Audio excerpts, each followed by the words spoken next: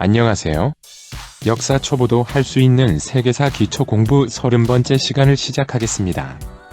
이번 시간은 수나라 두 번째 내용인데요. 지난 29번째 영상에서는 수문제의 건국과 체제 정비 내용에 대해서 알아보았고, 이번 영상에서는 중국 역사상 최대의 폭군이라는 수양제에 대해 알아보고, 대운하 건설과 고구려 원정에 대해서도 살펴보겠습니다.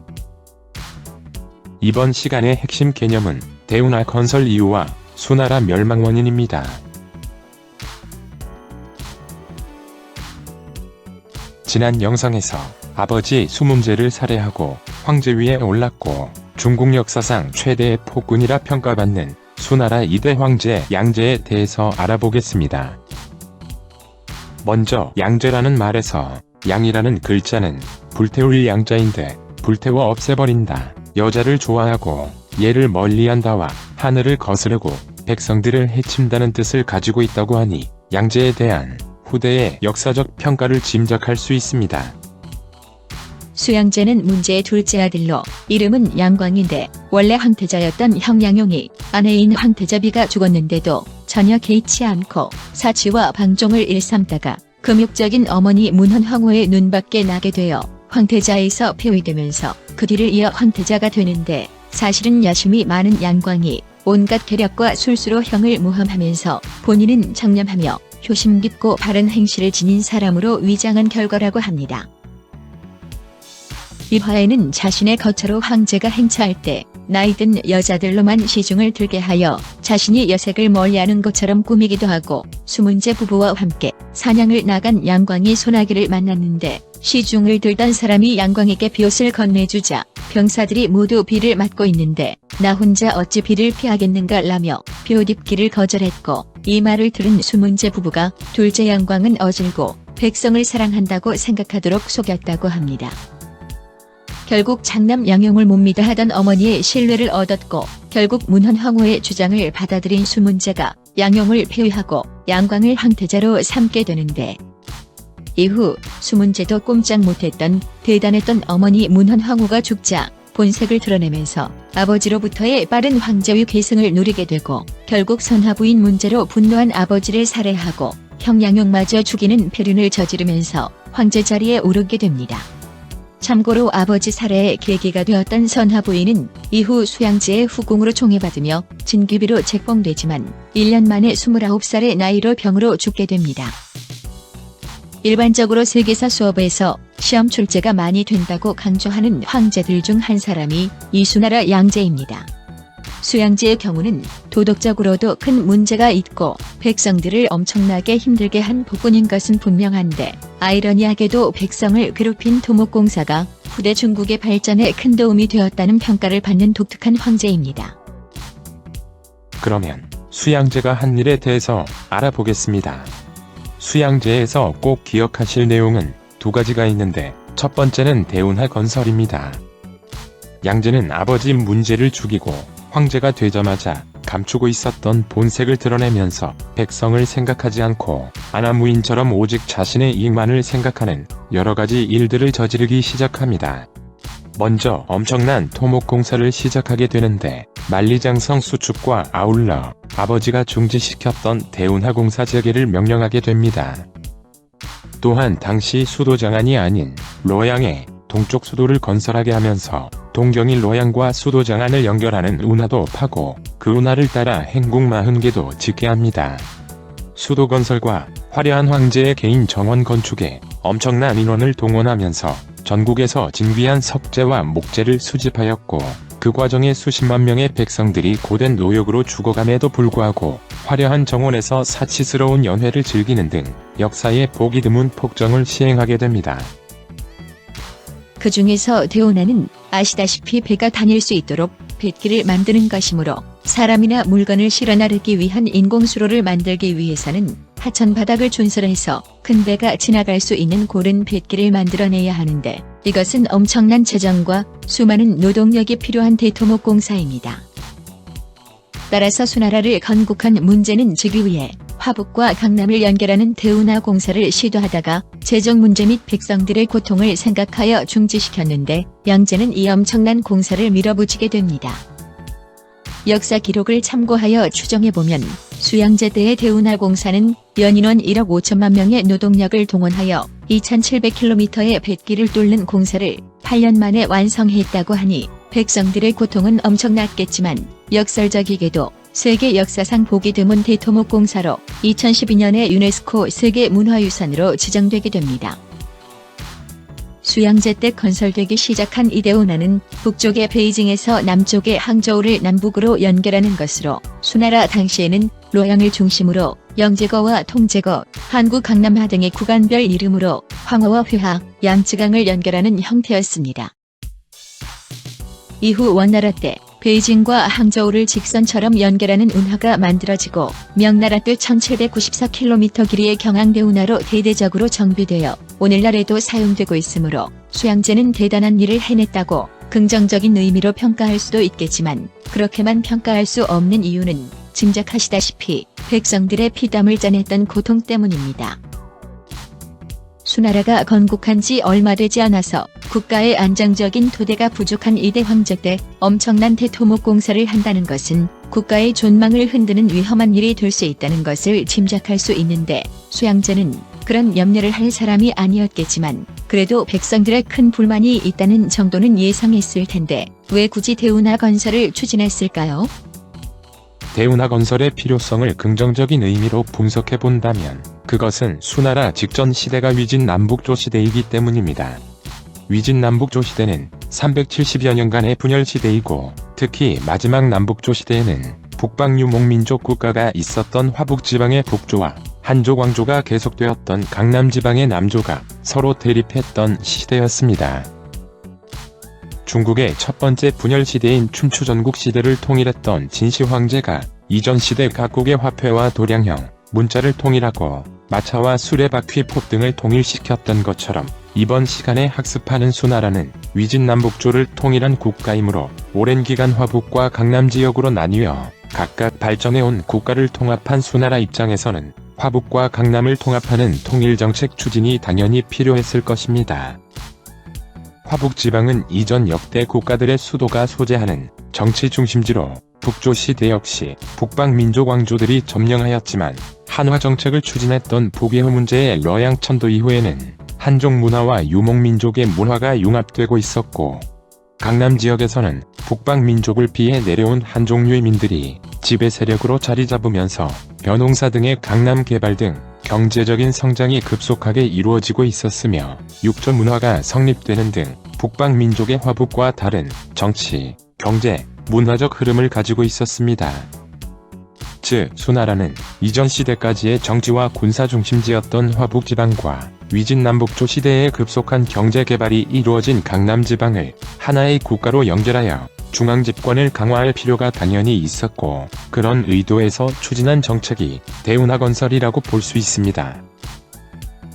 백성들의 피땀으로 완성된 대운하로 인해서 강남지방의 풍부한 물자가 정치 중심지인 화북으로 수송되면서 대규모의 물류이동이 가능해짐에 따라 이후 당나라와 송나라의 국가 경제가 크게 성장하는 바탕이 되고 특히 남송시대부터 강남 경제가 화북 경제를 앞설 정도로 발달한다는 것도 사실상 대운하가 없었다면 불가능했다고도 볼 수 있습니다. 그러나 대운하 건설은 백성들의 피와 땀으로 진행되었는데 양쯔강 하류의 저습지에서 계속 물에 발을 담그고 일을 할 수밖에 없는 백성들은 모기와 구더기로 다리가 썩어 들어가고 전염병으로 많은 인부들이 죽어갔지만 운하가 완성되어 양제가 배를 타고 이동하다가 바닥 준설이 고르게 되지 않은 얕은 지대가 있어서 배가 움직이지 못하게 되자 수양제는 관리 책임자와 많은 인부들 5만 명을 운하에 생매장했다고 하며 당시에 운하공사에 증발된 사람들 중 절반가량은 살아서 돌아오지 못하였다고 할 정도여서 노역 징발을 피하려고 스스로 자신의 팔이나 다리를 자르는 경우도 있었다고 하니 백성들의 고통이 어느 정도였는지 짐작할 수 있습니다. 또한 운하가 완성되자 4층으로 만들어진 호화로운 배를 띄워 순행하면서 후궁들과 왕족, 문무귀족 등을 태우고 즐기는 수양제의 행렬은 10만에서 20만 명 정도여서 그 길이 만도 200리에 걸쳤다고 하며 8만 명의 배를 끄는 전각들이 육지에서 직접 몸으로 끌고 가는 배를 타고 다니면서 지나가는 지역의 음식들을 바치게 하여 수령들을 평가했고 굶주린 백성들의 피땀이 담긴 진상 음식들을 다 먹지 못하여 버리고 지나갔다는 기록이 남아있으며, 일화에는 양제가 유람을 다니다가 길이 막히자 태왕산에 굴을 뚫기도 하고 100만 명을 동원하여 20일 만에 장성을 쌓기도 하였다 하며, 눈보라가 날리는 겨울철에 양제의 북방 원정을 수행하던 병사들이 상당수 동사하는 등 황제가 지나가는 곳마다 해골이 땅바닥에 널린다는 소문이 날 정도로 악행을 저지르고 있었습니다.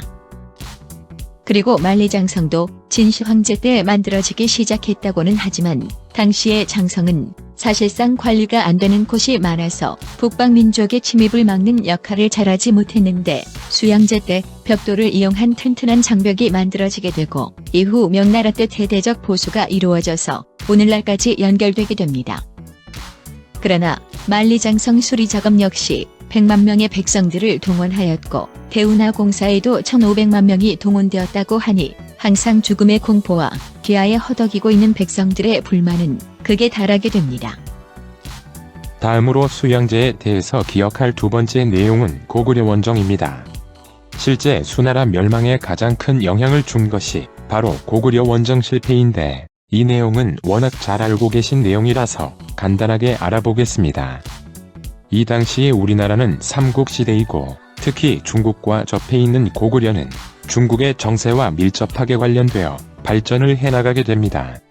고구려를 대표하는 광개토대왕의 뒤를 이은 장수왕은 중국 남북조의 분열을 역이용하면서 당시에 고구려가 동북아시아의 강대국으로 자리잡게 되는데, 6세기 말 중국의 통일국가인 수나라가 등장하면서 동아시아 정세는 크게 변화하게 됩니다.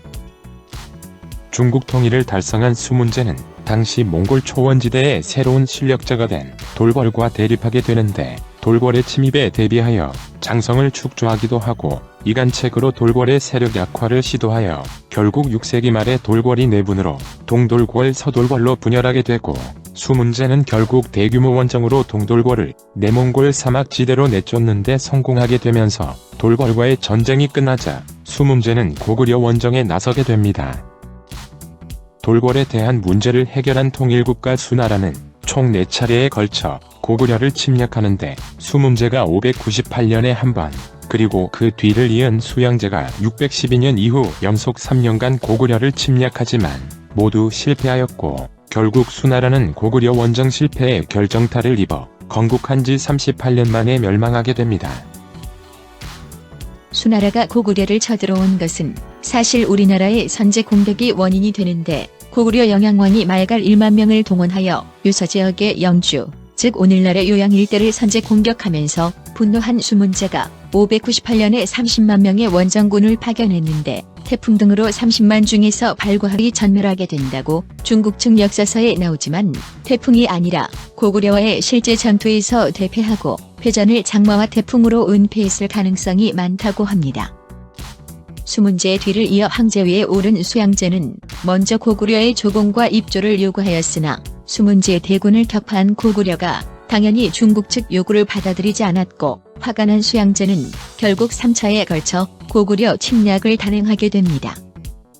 전쟁을 결정한 수양제는 빠른 속도로 전함 300척을 만들도록 백성들을 닥달하였고, 식량 등의 군수 물자 징발과 수송 과정에서도 엄청난 백성들이 죽게 되어 시체가 길을 덮었다는 기록이 있을 정도였지만, 아랑곳하지 않고 밀어붙인 수양제는 드디어 아버지 수문제가 고구려를 공격했던 598년에서 14년이 지난 612년에 113만이라는 엄청난 대군을 끌고 고구려 공격에 나서게 되는데, 전군 출병에만 40일이 걸리는 엄청난 규모였다고 합니다. 수양제 자신이 직접 참전하면서 좌장군 우문술, 우장군 우중문이 이끄는 엄청난 수의 원정군은 먼저 유화를 건너는 과정에서 강을 건너는 부교가 완성되지 못하고 허둥대다가 고구려의 공격으로 많은 군사가 죽게 되기도 하지만, 결국 유화를 건너 고구려군을 추격하여 요동 지방으로 들어가는 관문에 해당하는 요동성을 포위하게 됩니다. 무려 100만 대군으로 요동성을 포위한 수양제는 당연히 시간과의 싸움이라고 생각하면서 수나라의 승리를 자신하고 있었지만, 사실 요동성은 고구려의 요동지역 최대의 전략적 거점이 되는 성으로 내성과 외성으로 구성된 이중성이고 산지성이 대부분인 다른 고구려 성들과는 달리 평지성이라는 불리함을 극복하기 위해 외적 방어를 위해 구축한 성벽의 높이가 무려 30m이며 주변의 산세를 이용한 그 길이만도 3.5km에 달했다고 하며 성외곽의 해자도 파고 성벽 위에는 벽돌과 돌을 이용하여 적을 감시하거나 공격하기 위한 낮은 담인 성각휘도 설치되어 있었고 성벽의 일부를 튀어나오게 만들어서 적을 관측하거나 공격하기 쉽게 하는 치도 설치되어 있어서 수나라는 요동성을 쉽게 공략할 수가 없었습니다. 결국 수나라는 요동성 성벽을 기어 올라가려다가 사다리가 짧아서 고구려의 돌과 화살 공격으로 많은 수나라 병사들이 죽게 되었고 또 성벽과 성문을 부수려고 시도했으나 화강암을 기본으로 만들어진 성벽은 내구성이 워낙 단단하여 부술 수가 없었기 때문에 요동성을 포위한 지 6개월이 지나도록 단 한 명의 수나라 병사들도 요동성을 넘어보지 못했다고 할 만큼 요동성을 전혀 공략하지 못하고 있었습니다. 수나라 육군이 요동성 공략에 아무런 성과도 없이 시간만 흘러가게 되자 수양제는 30만 별동대로 고구려 수도인 평양성을 공격하도록 했지만 따로 보급대를 마련할 수 없어서 수나라 군인들은 자신들이 먹을 식량 약 80kg씩을 직접 들고 가도록 했기 때문에 엄청난 식량 무게 때문에 도저히 행군할 수 없었던 수나라 병사들은 식량을 몰래 버리거나 파묻어 버리기도 했다고 합니다. 이후 수나라 별동대가 고구려의 유인작전에 말려들어 평양성을 포위하지만 이미 병사들은 식량이 다 떨어져서 굶주림에 지쳐 있었고 결국 물자 공급에 실패한 수나라는 퇴각할 수밖에 없었는데 막아두었던 강물을 터뜨린 을지문덕에 의해 살수에서 대부분이 빠져 죽게 되어 30만 5천 명 중에 2,700명만 살아 돌아갔다는 중국 기록이 있는데 이것이 612년 수양제의 1차 침입이고 우리 역사의 길이 빛나는 살수대첩입니다. 살수에서의 대패 소식을 듣고 분노한 수양제가 우중문과 우문수를 쇠사슬로 묶어서 철수하게 되면서 수양제의 1차 침입은 실패하게 되는데 고구려에 패했다는 치욕에 분노한 수양제는 여러 지역에서 양제의 폭정에 대한 반란도 일어나고 고구려 원정에 반대하는 많은 신하들의 반대가 있음에도 불구하고 1차 원정 다음 해인 613년에 또다시 35만 명을 동원하여 2차 침략을 시도하게 됩니다. 이번에는 1차 전쟁의 패배를 교훈 삼아서 공격로를 여러 방면으로 나누어서 요동성에 대한 고구려의 지원을 차단시키고 최신 공성기구들도 추가로 준비한 수나라는 공성용 사다리인 운제와 돌을 던져서 성벽을 부수거나 돌을 성 안으로 던져넣는 포차, 그리고 성벽이나 성문을 부수는 당차 등의 신무기를 모두 동원하면서 요동성에 대한 공격을 시도하였으며 심지어 요동성과 같은 높이의 즉 어량대도를 쌓아서 그 위쪽에서 공격을 하기도 하지만 요동성은 함락되지 않았고 이후 수나라 군량 수송 책임자인 양현감이 반란을 일으키고 전국 각지에서 농민 반란이 일어나면서 수나라는 군수품을 회수하지도 못하고 급히 철수하면서 2차 침략도 실패하게 됩니다. 그리고 614년에도 연속으로 고구려를 침입하지만 엄청난 군사비 지출과 큰 희생에도 불구하고 3차에 걸친 고구려 원정은 실패하게 되고 낙담한 양제는 주색 잡기로 세월을 보내게 됩니다. 그러나 고구려 원정을 치르는 과정에 백성들의 삶은 도탄에 빠지게 되는데 터무니없이 엄청난 규모의 군사 원정을 위해서 농민들을 동원했으므로 농사를 짓지 못한 농경지는 황폐화되면서 백성들은 굶주리게 되고 또 3차에 걸친 고구려와의 전쟁 과정에서 엄청난 수의 중국 병사들이 죽게 됩니다. 수문제 말년의 인구가 약 4,600만 명이었는데 수양제 통치 15년 기간에 급감하게 되어 양제 말년에는 1,500만 명으로 줄어들었다고 하니 대운하 건설, 만리장성 보수, 궁궐 축조 등의 무리한 토목 공사와 고구려 원정 과정에서 당시 백성들의 고통이 얼마나 컸을지를 짐작할 수 있습니다. 대운하 등의 무리한 토목 공사와 고구려 원정 실패, 그 외에도 수양제의 사치, 게다가 기근과 수해까지 겹치면서 누적된 백성들의 불만은 반란으로 이어지면서 수나라는 멸망의 길로 접어들게 됩니다. 고구려 원정 실패 이후 수도인 장안과 동도인 낙양을 어린 손자들에게 맡기고 자신은 양쯔강 이남의 강도 양주에 황족들과 칩거하면서 주색 잡기로 시간을 보내고 있었는데 장안에는 양제의 이종 사촌이자 이후 당나라를 건설하는 이연과 후에 당태종이 되는 대단한 그의 아들 이세민이 들어오게 됩니다. 수나라 전역에 대한 통제가 되지 않은 상태에서 반란은 120여 건이나 일어나게 되고 반란군에 가담한 이연은 양제를 퇴위시켜 양제의 손자인 14살 된 공제를 3대 황제로 즉위시키면서 자신은 섭정으로 권력을 장악하게 되는데 이후 퇴위한 수양제의 근위대장인 우문허급 형제가 반란을 일으켜 궁궐로 쳐들어오자 수양제는 내가 대체 무슨 죄가 있으며 반란의 주동자는 도대체 누구냐를 물었을 정도로 온 세상 백성들이 자신을 증오한다는 것을 모르고 있었다고 하고 황제답게 자결할 수 있기를 울면서 부탁했지만 결국 목 졸려 죽게 되고 그의 시신은 이후 친척인 당태종 이세민에 의해서 황후 소씨와 함께 합장되게 됩니다. 수양제가 암살당하게 되자 수의 3대 황제 공제는 이연에게 황제위를 양위하게 되면서 수나라는 3대 38년 만에 멸망하게 되고 공제로부터 양위를 받은 이연이 618년에 당나라를 건설하게 되는데 이 사람이 바로 당고조입니다. 여기서 중국 첫 번째 분열 시대인 춘추 전국 시대를 통일한 중국 최초의 통일국가로 오늘날 중국의 기초를 만들었다는 진나라가 통일한 지 15년 만에 멸망하고 두 번째 분열 시대인 위진남북조 시대를 통일한 이번 시간의 수나라도 통일한 지 30년 만에 멸망하는 내용을 통해서 진나라와 수나라의 공통점이 오랜 분열 시대를 통일한 국가이면서 모두 단명한다는 것을 알 수 있고 또한 두 나라가 단명하는 공통적인 이유도 쉽게 추론할 수 있습니다. 즉 진나라의 만리장성과 아방궁 축조, 수나라의 대운하 등 무리한 대토목공사와 대규모의 대외 군사 원정이 백성들의 어려움을 무시하고 무리하게 진행되면서 각지에서 반란이 일어나게 되고 결국 오랜 분열 시대를 통일한 큰 의의를 가지고 있는 진나라와 수나라는 단명하게 되면서 뒤를 이은 한나라와 당나라로 각각 연결되게 됩니다. 중국 역사상 훌륭한 황제로 손꼽는 수문제를 아버지로 하여 그가 수나라를 건국한 이후 쌓아놓은 국가 발전의 초석과 경제적 윤택함을 단 한 대 만에 소모하고 엄청난 백성을 기아와 죽음으로 몰아넣어서 국가 멸망으로 이어지게 한 중국 최대의 폭군이라는 수양제는 대운하 건설로 남북 간의 유통망을 만들어서 중국 경제와 문화를 하나로 묶어주는 역할을 했다는 점은 그의 의도와 관계없이 중국 역사의 커다란 발전의 계기로 평가되고 있습니다.